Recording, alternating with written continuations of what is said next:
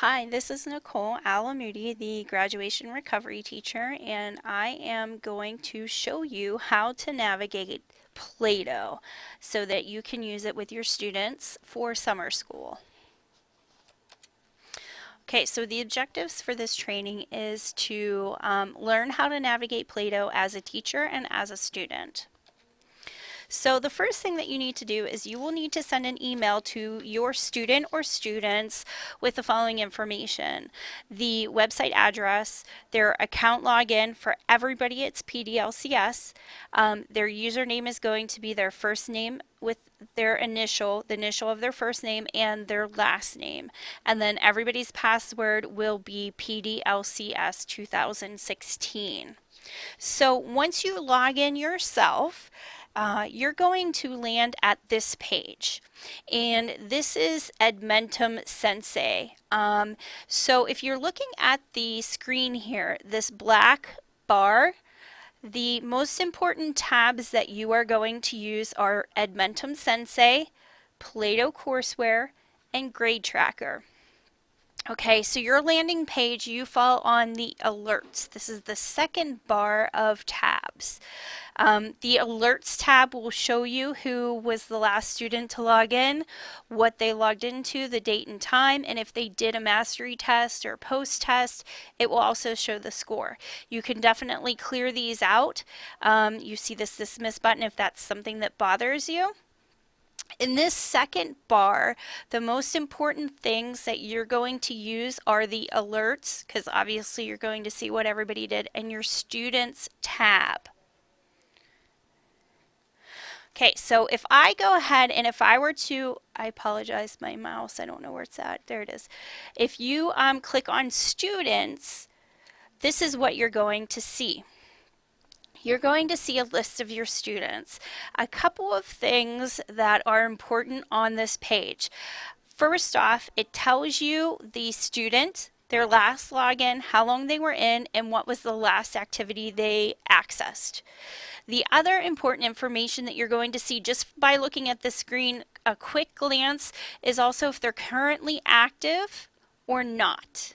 Okay, so this student, for example, has a green circle, so that means that student was on at the time that I took the screenshot. Okay. Now you can go a step further within this tab here, and if I click on a specific student, this is what you're going to see. You'll get an actual detail of what the student is working on. So you see consumer math, you can see the logins, how long they were on, and the recent activity. So within this view, you also see some buttons down below. The most important one and the only one that you're going to deal with your summer school students are this view all assignments. So if I were to click this button, this is what you see. In this view, you can see all the courses that a student is in, and along with when each course was last accessed by the student. So computer programming, for example, spring A, or computer programming A spring 2016-17 was April 17th was the last time that it was accessed. It shows you how much of the activities that have been completed. So for example, consumer math, 8%, so 4 out of 49 activities have been completed. Shows you start date, due date, and a time on task. So this is really important. Time on task kind of shows you exactly when students are actually completing work, not just, opening the screen and walking away for 20 minutes. It takes into account if there's no movement. So on this tab, the important thing here is learner progress report. So you can click on this, and if you click on this, this is what you're going to see. So this is one way that you can see more detail of where your student is at within the course. My personal preference, I don't like to view things this way. I will show you another way to access student information and more detail. You can choose how you want to do it, but you can run these reports very easily. You can see these every day. And as you can see, it shows you what things have been completed, not started, mastered. It shows you the completion dates. It shows you how many times the tries or how many times they logged into that specific assignment, when they first logged into that assignment, when the last day was, how many minutes or time on task, and then what their overall score was. So this is also a valuable tool, but like I said, I personally don't like this view, but this is, a lot of people do like this view versus what I will show you in later slides. The next tab that's really important that I want to show you is the grade tracker tab. Okay, so this is in that Edmentum Sensei screen, and it's at the top. And actually, even if you go into other views, you'll still have that black bar at the top. So you're going to click on Grade Tracker. I don't know why my mouse keeps on leaving. I apologize. So you click on Grade Tracker, and this is what comes up. It shows all the courses that you have on your roster. And what you're going to do is you're going to click on a course, and the screen that's going to pop up looks like this.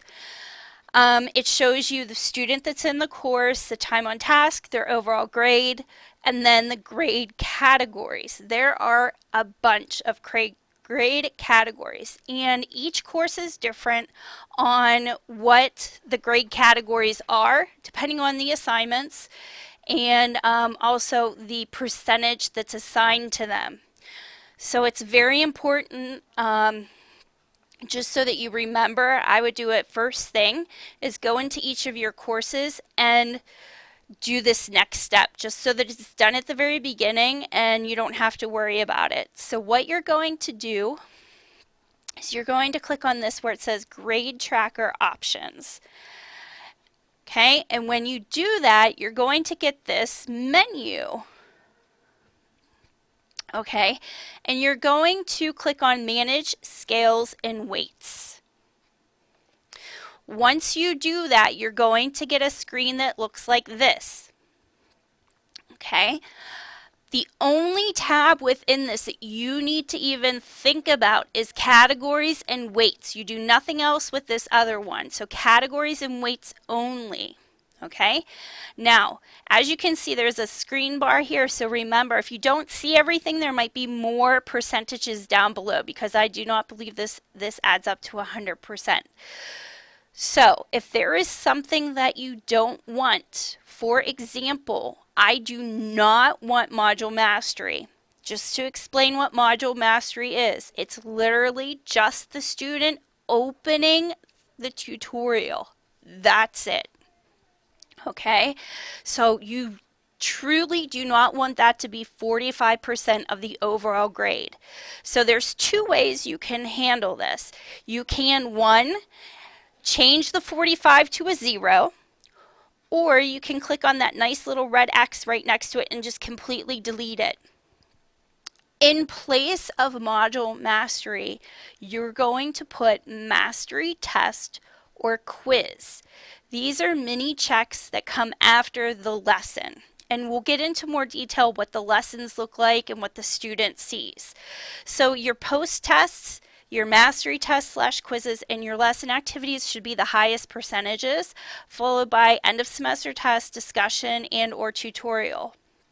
Now, some of my courses didn't have discussion threads or didn't have lesson activities. So what I did was I gave students like a participation grade, 10% for completing a tutorial.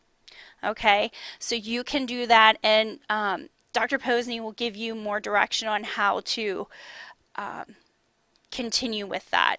So just remember, the weights for traditional PA distance courses are 40% for assessment, 30% for assignment, 20% for quiz, and 10% for participation.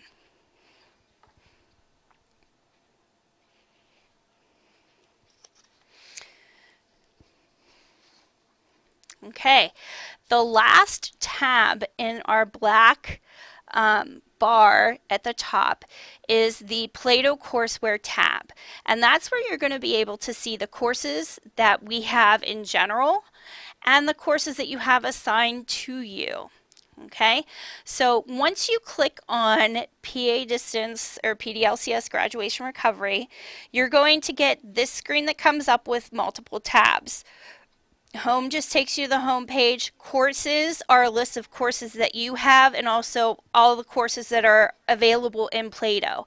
Learners is what you're going to use the most, and you click on Manage Learners. Once you click on Manage Learners, you're going to see something like this. Now you'll see all the students that are attributed to you that have been assigned to you. What you're going to do is you can click on this screen with the magnifying glass. Okay, that's going to show you the actual course and the things that the student completed.